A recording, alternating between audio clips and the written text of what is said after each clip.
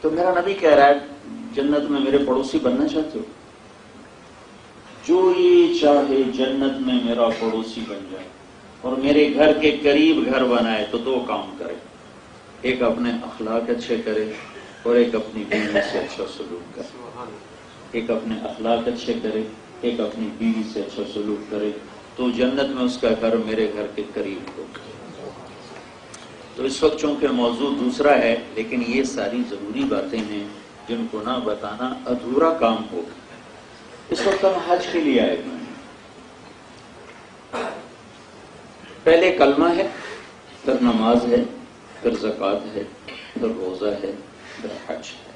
کلمہ 24 گھنٹے فرض ہے، نماز دن میں 5 دفعہ فرض ہے، زکوٰۃ مالداروں پر فرض ہے، روزہ سال میں 30 دن فرض ہے، اور حج مالداروں پر فرض ہے۔ مالدار بھی صحت مند ہو اور راستہ پر امن ہو تو پھر فرض بنتا ہے۔ جب اللہ نے نماز کو فرض کیا تو کہا ان الصلاۃ کانت علی المؤمنین کتابا موقوتا، نماز ایمان والوں پر فرض ہو گئی۔ اس میں اللہ کا نام، اللہ کا لفظ نہیں آیا۔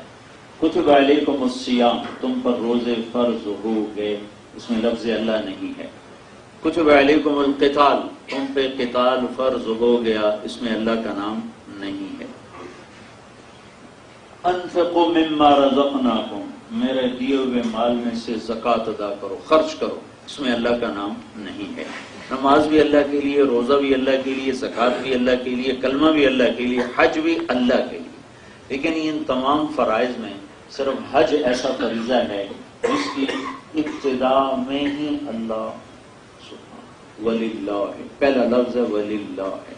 حالانکہ ہونا یوں چاہیے تھا کتب علیکم الحج، تم پہ حج فرض ہو گیا، اللہ یوں کہتا، لیکن اللہ پاک نے یہ ہے سفر اوکھا، مشکل، کتنے ہی انتظام کرو اس میں مشقت آتی ہے، اور چونکہ سامنے اجر نہیں ہے تو پھر کوئی حکومت کو گالیاں دیتا ہے، کوئی سعودی والوں کو گالیاں دیتا ہے، کوئی وہ جو حج ٹور والوں کو گالیاں دیتا ہے، کوئی ہوٹل والوں کو، کوئی بس والوں کو، پھر وہ ایسے ایسے سناتے ہیں، اگلے پچھلے حساب برابر کر دیتے ہیں، تو مشقت سے آدمی نکل نہیں سکتا۔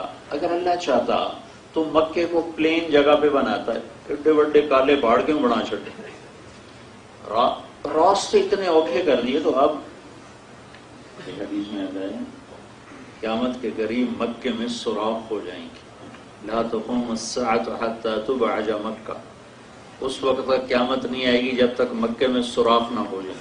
تو اس وقت لوگوں کو یہ نہیں سمجھ میں آئی ہوئی کہ مکے میں سوراخ کیسے ہوں گے، تو آج سوراخ ہی سوراخ ہوئے پڑے ہیں، 1-1 کلومیٹر کا سوراخ ہوا پڑا ہے، یہ سرنگیں جو بنی پڑی ہیں۔ تو اس کے باوجود بھی مشقت ہے۔ اگر اللہ چاہتا تو سرزمین شام میں ایک بڑا خوبصورت میدان چنتا، وہاں مکے کی بنیاد رکھتا، دائیں بائیں چشمے ہوتے، نہریں ہوتی، انگور زیتون کے باغ ہوتے، امرود کے باغ ہوتے، اور آم کے کنوں کے باغ ہوتے، اور کھلی سڑکیں ہوتی۔ یہ اللہ تعالیٰ نے جہاں راستہ ہی کوئی نہ ملے، پانی کا قطرہ کوئی نہ ہو، وہاں گھر بنائے۔ ہم گھر بناتے ہیں ڈیفنس میں گھر بناؤ، بھائی فوجیوں کی اسکیم ہے ڈیفنس، وہاں گھر بناؤ، اور اللہ گھر بنانے لگا کالے پہاڑ جتنے اتنے میرا گھر بنا چکا، اور کوئی بنایا کالے پتھروں سے، کوئی پتھر بھی خوبصورت نہیں لگایا۔ تو اللہ اس میں ہے مشقت، اور مشقت کے بغیر اگلا راستہ نہیں طے ہوتا۔ تو اس مشقت کو آسان کرنے کے لیے اللہ نے کہا وَلِلَّهِ عَلَى النَّاسِ حِجُّ الْبَيْتِ مَنِ اسْتَطَاعَ إِلَيْهِ السَّبِيلَ۔ اس کا ترجمہ ہے کہ لوگوں کو میں اللہ لوگوں کو کہہ رہا ہوں کہ تم میرے گھر کا حج کرو، میری خاطر کرو، میری خاطر کرو، میری خاطر۔ یہ لفظ میری خاطر ساری مشقتیں آسان کر دیتا، میری خاطر، وَلِلَّهِ یہ مشقت آئے نا تو یاد کرو میں اللہ کے لیے اٹھا رہا ہوں تکلیف۔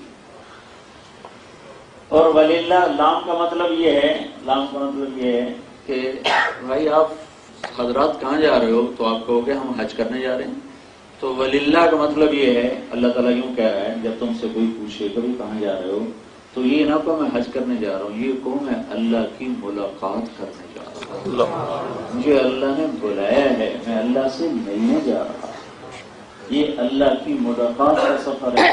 اتنے بڑے بادشاہ سے ملاقات میں اگر مشقت آئے تو وہ راحت ہے، اس کے بدلے ملا کیا؟ اللہ ملا۔ تو اللہ نے حج کو فرض کیا انتہائی خوبصورت انداز میں، چونکہ مشقت کا راستہ تھا تو اس کو آسان کرنے کے لیے کلام بڑا عجیب ہے، وَلِلَّهِ، میری خاطر آ جاؤ سارے، علی الناس، سارے ہی آ جاؤ، پیسے والے نہیں، سارے ہی آ جاؤ، علی الناس۔ اور علی الناس کا مطلب تو مسلمان ہی ہیں، اور مسلمانوں میں مالدار ہیں، حق نہیں ہے، لیکن لفظ الناس لا کر سب کے اندر اپنی تڑپ پیدا فرما دی۔ غریب بھی دعائیں کرتے یا اللہ حج کرا دے، یا اللہ اپنا گھر دکھا دے۔ یہ اللہ کی رکھی ہوئی تڑپ ہے کہ اس میں صرف مالدار نہیں آتے، غریب بھی آتے ہیں، اور غریب زیادہ ہوتے ہیں، متوسط طبقہ زیادہ ہوتا ہے۔ مالداروں کے تو نخرے اتنے ہوتے ہیں کہ ان کو آنے میں مشکل پیش آتی ہے، لیکن مالدار بھی آ رہے، غریب بھی آ رہے، فقیر بھی آ رہے، متوسط بھی آ رہے۔ یہ علی الناس کی کشش اللہ نے رکھی۔